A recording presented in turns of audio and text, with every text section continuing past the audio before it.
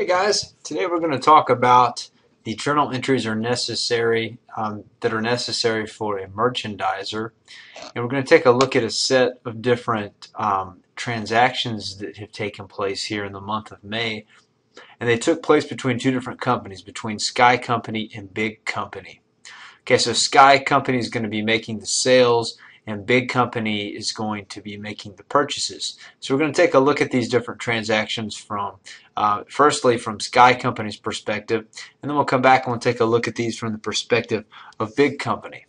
Okay, so take a look here at these transactions, and it says the first one, Sky Company sold merchandise on account to Big Company. It was $72,000. The terms were FOB destination, 215 net end of month. So there's a 2% discount if they pay within 15 days, and the net amount, or the remaining amount, is going to be due at the end of the month.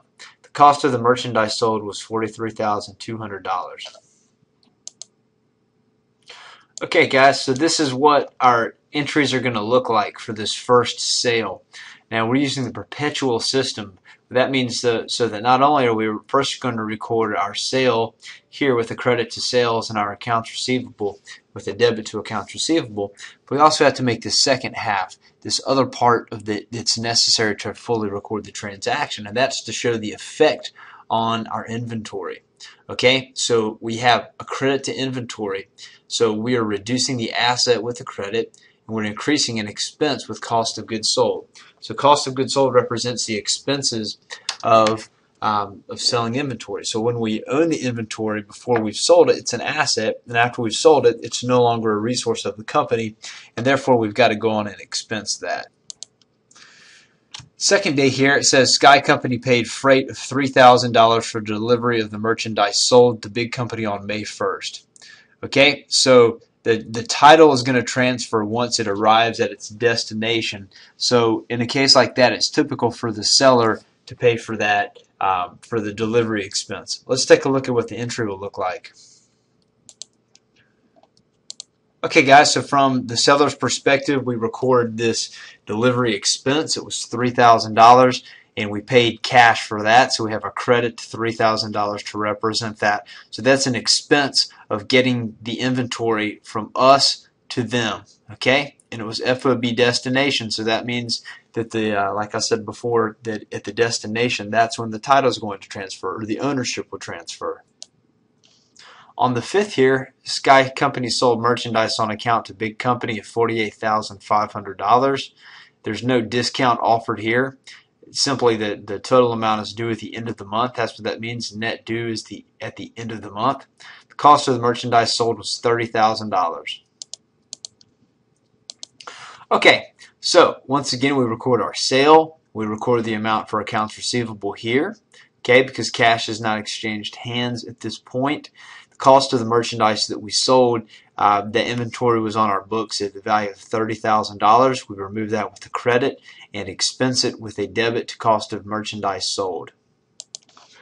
On the 6th of May, it says Big Company returned $12,000 of the merchandise purchased on account that they purchased on May 1st from Sky Company. The cost of the merchandise returned was $7,200. Okay guys, so two entries are necessary here. $12,000 of goods were returned to us. Okay, so no longer is that an accounts receivable to us, correct?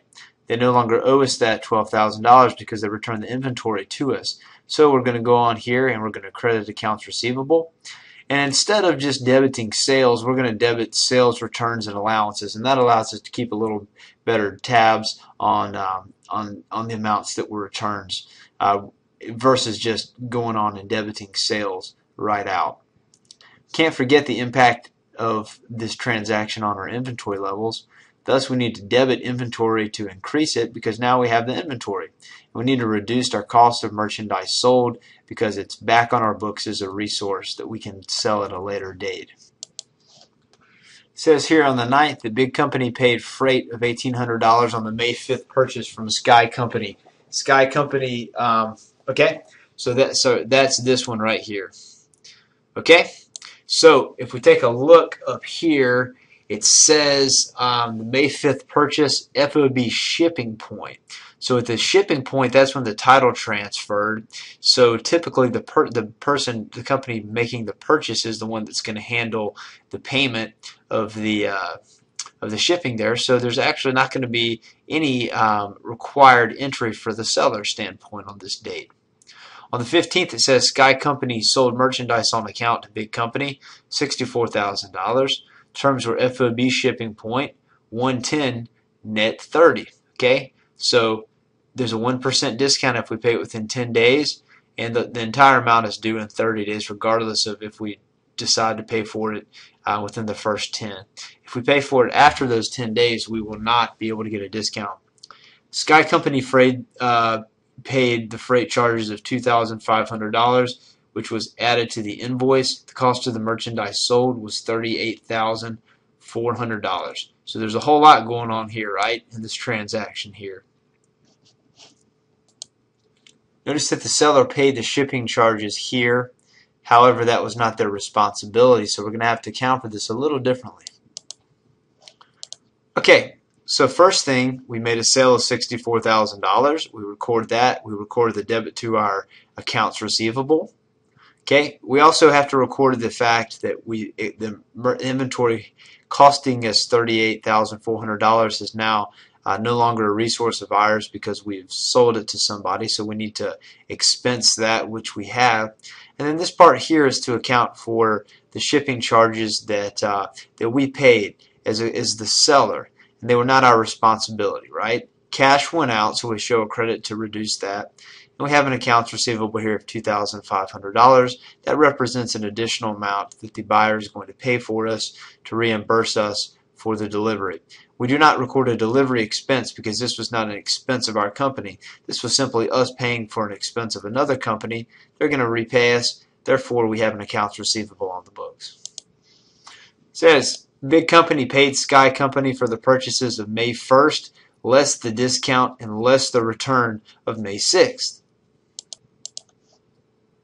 Okay, guys, so if we look back, we remember it was a $72,000 original sale. There was a $12,000 return, so that leaves us at $60,000.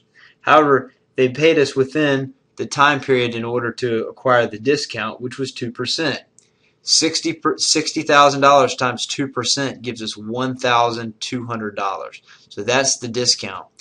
Okay, first thing we have to do is remove the accounts receivable from our books. We were showing an accounts receivable of $60,000.